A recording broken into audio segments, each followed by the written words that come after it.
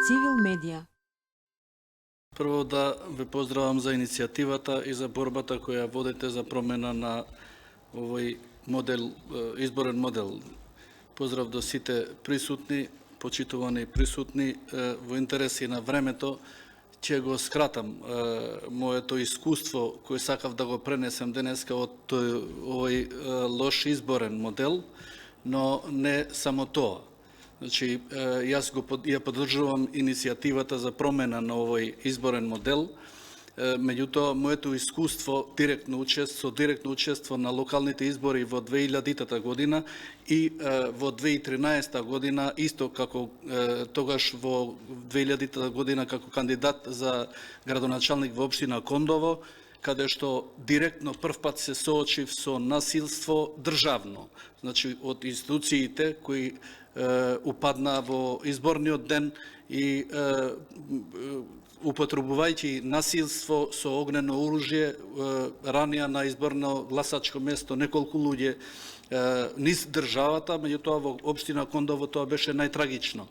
Значи, покрај ранувањето од лица вработени во таа фамозна 6-та управа, кршејќи кутии, загина едно младо момче, тогаш Фатмир Јакупи.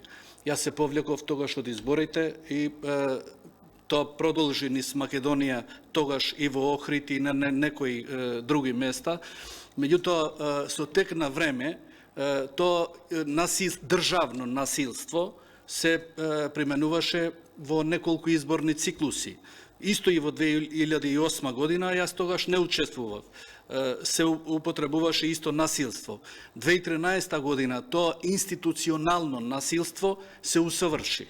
Значи, отиде многу повеќе подалеку. Зашто јас го поддржувам иницијативата за промена на овој изборен модел е една од главните причини за тоа што не само изборниот модел треба да се промени, по моје мислење и заклучок на она што сум го осетил директно на изборите, се и неколку изборни тела во кои треба да се изврши неминовно, треба да се изврши промена начинот на избор и формирање на тие тела кои се со устав и закон задолжени да ги спроведат изборите, а фактички се тие генератор на насилства и кражба на волјата на народот.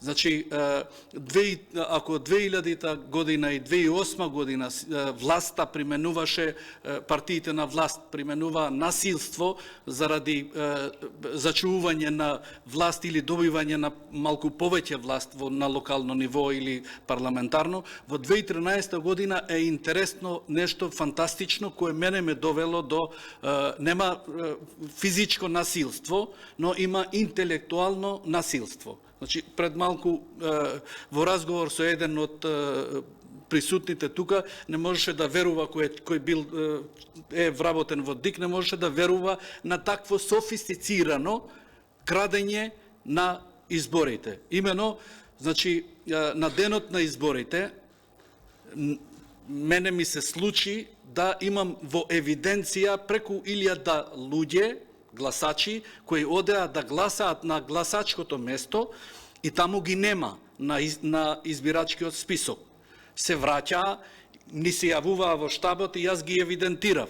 И одевме на подрачната единица, ова значи го говорам како лично искуство, да се појавиме, да провериме зашто ги нема на избирачките списоци, бидејќи претходно никогаш тие гласачи немале проблем да гласаат, да го користат своето право со устав за гарантирано да гласаат. Во подрачната единица добива потврда дека постојат на избирачкиот список, главниот државен избирачки список. И со излагањето од канцеларија више завршува тука приказката за правото за гласање. Затоа што во немање на законска регулатива за користење за гарантираното право за глас, тебе ти завршува процесот тука.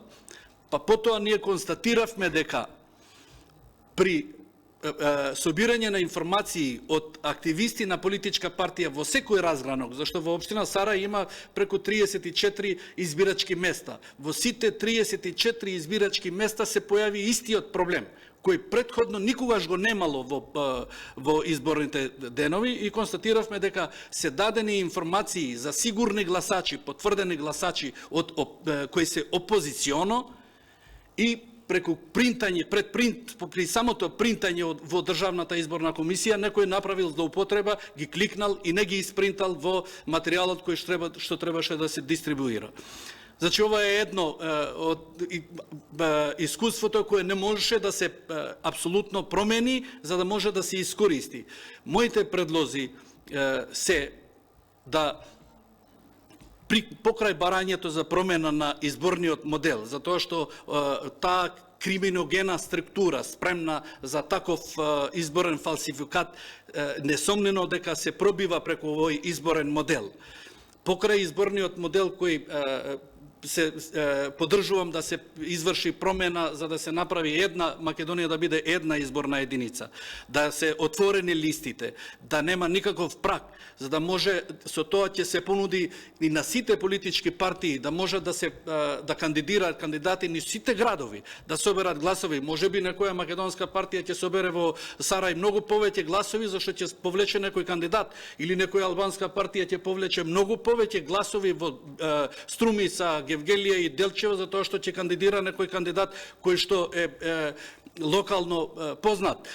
Меѓутоа, и покрај другиот факт, покрај ова треба и другите факти да не се занемарат. Значи, треба да се побара никогаш Државната комисија више да не биде составена од членови на политички партии. Мој предлог е таа Државна изборна комисија да биде составена, односно водена од председател на суд. Дали е тоа председател на основен суд, председател на кривичен суд, и членовите да бидат судии по случаен избор, и истите да служат само еден изборен циклус. Истото да продолжи и во скалилото понатака во телата на Државната изборна комисија. Општинските изборни комисии да бидат председателите и секретарите на општинските изборни комисии, да бидат судии по случаен избор, кои исто ќе служат само во еден изборен циклус. Само во избирачките места, на самото гласачко место, да може да сите политички партии, регистрирани поголеми, дали тоа ќе биде само парламентарни или регистрирани, да може да имаат во избирачките одбори. Меѓутоа, да не застане тука реформата. Сите избирачки места во Македонија да бидат покриени со видеонадзор. 48 часа